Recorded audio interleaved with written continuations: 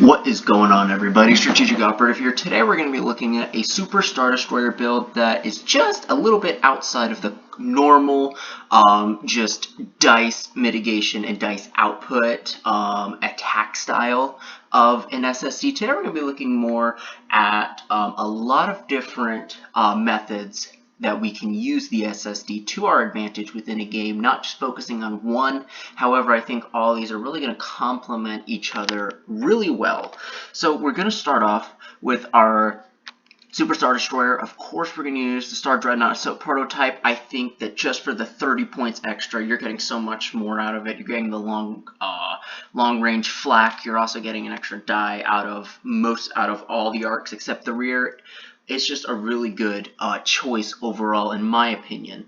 Now, we're still going to use Jurjarod, so we don't have to worry about nav commands, and it just makes it that more flexible because we really want our front arc focused on our targets. If you watch any of my previous battle reports with the Super Star Destroyer, you see that the problem with the Super Star Destroyer is trying to get that arc focused on its target. It's really hard to. So our officer slots are going to be a little bit different. Of course, we're going to do Director Krennic. Director Krennic is a must for getting those red actually focusing on those red dice, getting those doubles and those accuracies. We're also going to use, of course, DCO, Damage Control Officer. That's just a really good defensive system placed on the SSD that I think is almost must needed. Next, we're going to go with Wolf Yulvarin. Now, the reason why I pick him is for an interesting factor, and this is if a ship spends a command token to resolve a command, it cannot spend the matching token gained by exhausting Wolf Yulvarin to resolve that command or its effect again this round.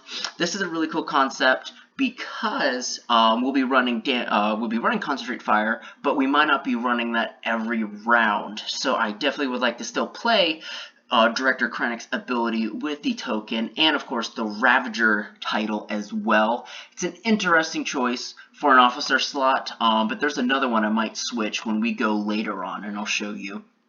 Of course, we're going to use Sensory Team instead of Gunnery Team because I've typically found out that you do not get more than one ship in your front arc at a time. It's just your opponent isn't going to do that to you often. Sometimes you get lucky, and if so, that's great. But most times, you're just going to want to focus fire on that one ship or that one target and make sure you get an accuracy every time with that.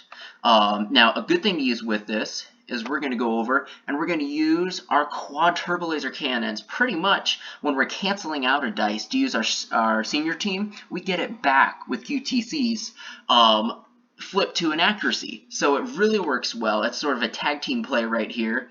To get those accuracies, we're also going to put, instead of enhanced armament or spinal armament or quad battery turrets, we're going to do XI7. That's just really shutting down the redirect options so much more, and we're focusing on our accuracies targeting the brace or other defense tokens at this time. Pretty much with the XI7, we've just eliminated the redirect capabilities. Now, the interesting thing we're also going to use for the SSD is we are going to use tractor beams. Now, this is a very interesting option. Of course, if a ship is affected by its ability, it must discard a navigate token if it has one, otherwise it reduces its speed. This is a really interesting modification. The SSD is the largest ship in the game, so it can guarantee any ship is going to have to reduce its speed by 1 or use its navigate token. And this is really good if you're trying to keep stuff in your front arc for just that extra round. This is a really good one, and I'll show you guys a battle report on it coming up of how effective it is. It doesn't seem like that, but if you can really get a ship to slow down as it's entering your front arc or even your left and right arcs, and the longer that they stay closer to you, it just gets devastating. Now, you do have to exhaust it, so you typically only have to focus on one ship, but then again, you know, you're blessed if you have multiple ships within the same arc of an SSD as it is. Now, the reason I want to jump back to our officer slot instead of taking out Wolf is possibly for, if I can find them, The Grand Inquisitor. Now, I want to use him because anytime a ship is within 1 to 5 of you that changes its speed, you may decrease or increase your speed by 1 as well. Well, on your turn, if you're using Tractor Beam to reduce their speed, you can reduce your speed or pick up to 2. Theoretically, you could go from 0 that round to a full speed 2 maneuver.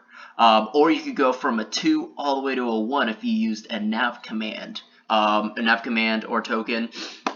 That's really impressive. So I'm just going to leave the Grand Inquisitor up here at the moment. And of course, that third officer slot can really be used on just about anything. But I like the idea of having more maneuvering capability that I don't have to worry about necessarily using a navigate token on that.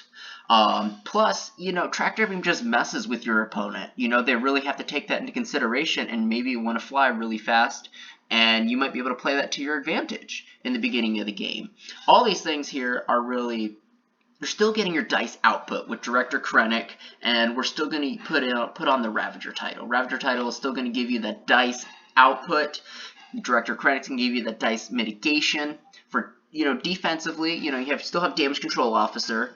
Also with offensively, you have Senior Team, which is really going to help you with that accuracy. Quad Turbo Laser Cannons are going to give you that extra dice that you just cancel it out for Senior Team. And of course, XI7 is just going to deny them the ability of their redirect. I mean, they can still redirect one hit, but when you're, if you get caught in the front arc of an SSD, one damage isn't a lot. That's gonna hurt you. I don't care what it is. If it's another SSD, it's still gonna hurt.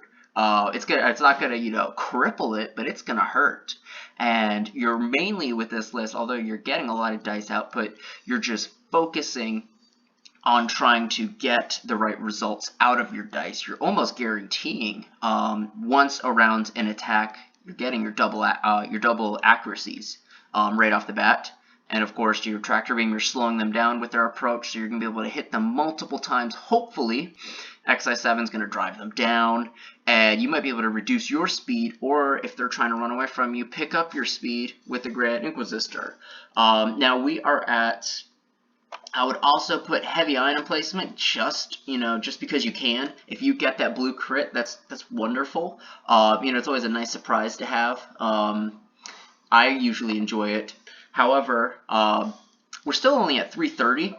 We could run another, you could put quad laser turrets, you could put a bunch of other things on here, but I am just going to drop it at 330, and I think that is impressive enough. From here, you could run just about anything with it as an escort. You could either run a raider. I was also looking at putting 2 flotillas down and just using those, getting the long-range dice, and possibly even doing slicer tools, suppressor, Minister Tua on it, and just really focusing on causing more damage on the fleet with the Tractor Beams.